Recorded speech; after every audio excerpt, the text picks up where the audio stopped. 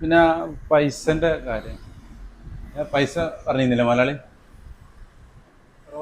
ആ ആ ആ അതന്നെ അതന്നെ കുറച്ച് പൈസ തന്നിട്ടുണ്ടെന്ന്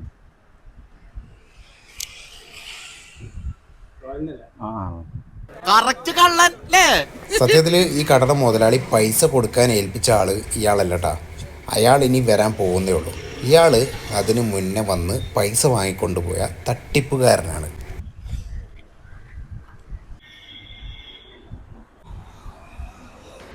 അപ്പോൾ ഇനി വരാൻ പോകുന്നതാണ് യഥാർത്ഥ ആ പൈസയുടെ ഉടമസ്ഥൻ. പുള്ളി നേരിട്ട് വന്നിട്ട് ആ സെയിൽസ്മാനോട് തന്നെ പൈസ ചോദിക്കുകയാണ്. ഇയാൾക്ക് പൈസ കൊടുക്കണം എന്നാണ് ഇതിൻ്റെ ഓണർ പറഞ്ഞ് ഏൽപ്പിച്ചിട്ട് പോയത്. പക്ഷെ ഇതിന് മുന്നേ വന്നത് ഫ്രോഡാണ്. അപ്പോൾ ഇനി നമ്മൾ ഒറിജിനൽ ആൾ ഈ പൈസ വാങ്ങാൻ വേണ്ടിയിട്ട് നേരെ കടയിലേക്ക് കയറി ചെല്ലുകയാണ്. എന്തായിരിക്കും നമ്മളെ സെയിൽസ്മാൻ്റെ എക്സ്പ്രഷൻ കാര്യങ്ങളൊക്കെ നമുക്ക് നോക്കി.